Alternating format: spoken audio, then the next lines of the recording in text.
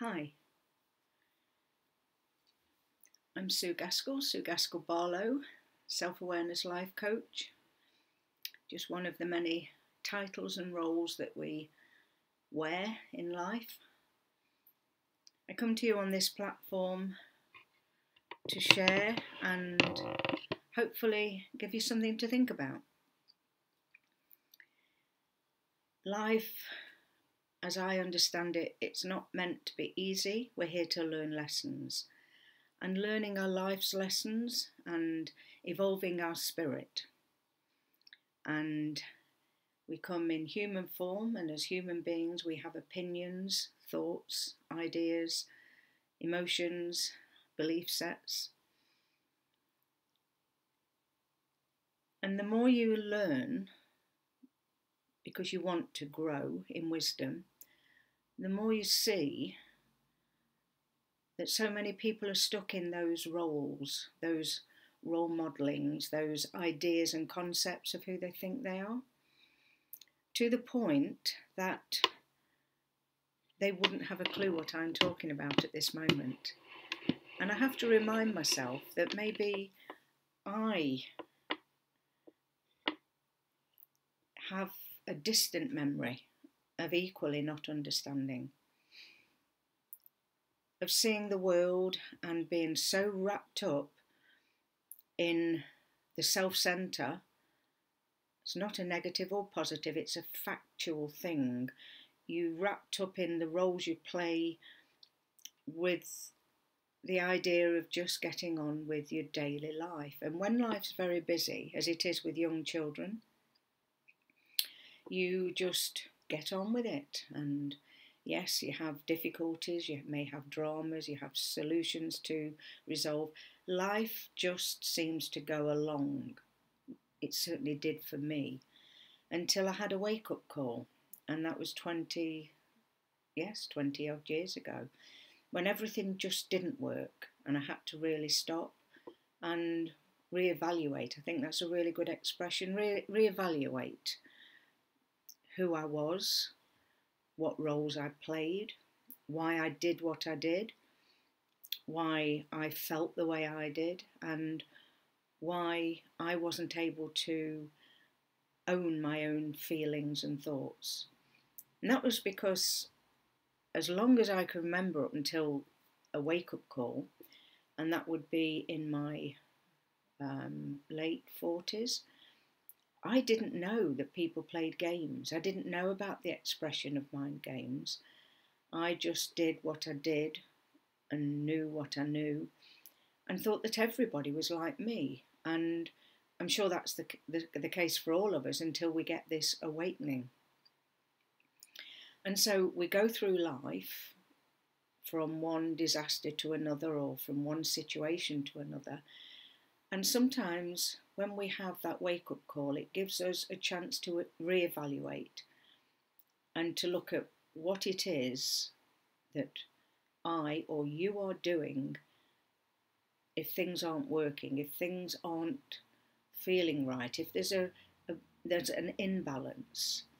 You may be somebody who has gone down the trail of overeating, drinking, drugs, gambling, working, people pleasing. There's so many different roles that we play, and addictions, things we become addicted to. We start off with a habit that becomes something that claims us, then the addiction starts, and then we've got the fight of our lives on, because that becomes more important than who you are, your health, or any relationships you might have. And so it's an amazing journey when you hit rock bottom. And then there's a wake-up call, and you can either choose by the skin of your teeth to just hang in there and seek help and do something about it. You can get help from books, you can get help from people.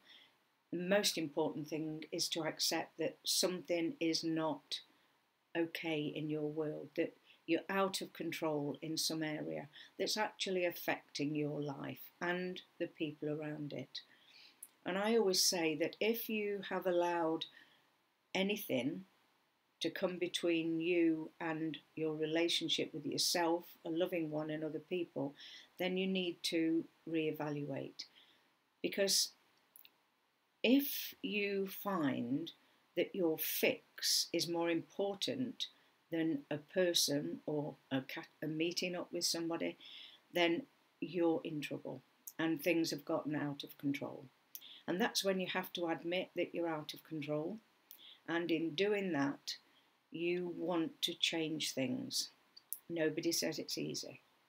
My addiction was, I had an eating disorder and it grabbed me for decades. I've written a book. The book's on my website, which is www.canyousayno.co.nz.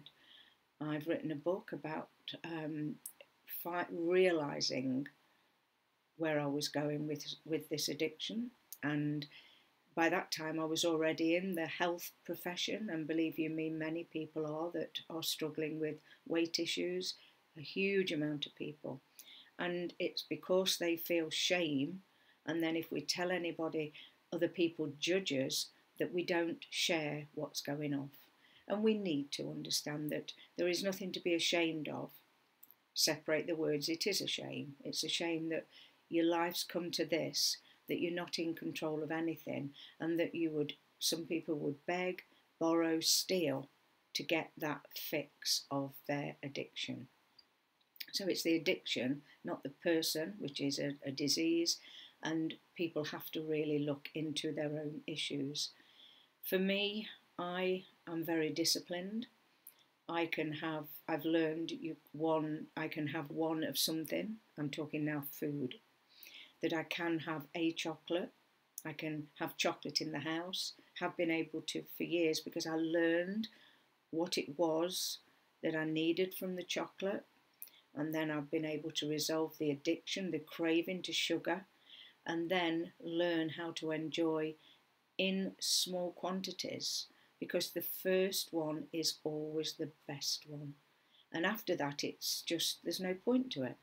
And of course, many people with eating problems end up with a weight problem, and so it goes on. And that's why I have my Sureway Slimming Clubs. Again, have an eating plan, a healthy eating plan, and enjoy seeing people take advantage and follow a sensible eating pattern and gain some control back, coming away from addictions. And then we go on to the feeling of just needing to lose weight and not being able to. Again, that's what I help people with, to understand and learn new life skills that will enable you to be free to have a choice. So this little talk on my rocking chair, which I love, is to bring together the work that I do here. Why do I do it? Because I actually love people. I believe that each person matters and that nobody's better than anybody else. We might have different skills, it doesn't make us better. We might have different circumstances. We're all equal. We're all equal. And we need to address why we eat when we're not hungry. Why do we say yes when we want to say no? What is it that stops me from being able to be vulnerable? Why am I in denial? Why do I walk through life feeling irrational guilt, irrational fear, inferior or inadequate?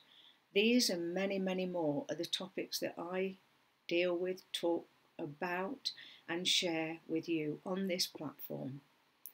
And it's done from a place of awareness, grace and compassion, pure love. So it absolutely, this talk covers pretty much all that I do on here. I also do a movement to music. That's for people who don't feel that they can do as much as they did and feel a bit, fed up and think, oh, why bother?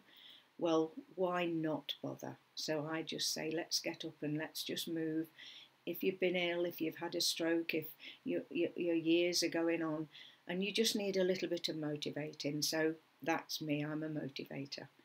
I hope that this talk has been of some use to you, and if it hasn't, then I wish you all the luck in the world. Thank you for spending time with me, and if you do know anyone who actually does want to start looking at things and needs to reevaluate and look at some new life skills, then it's my pleasure to say I am very happy to hear from anybody. It's Sue's University of Life on YouTube, and the same on other social media.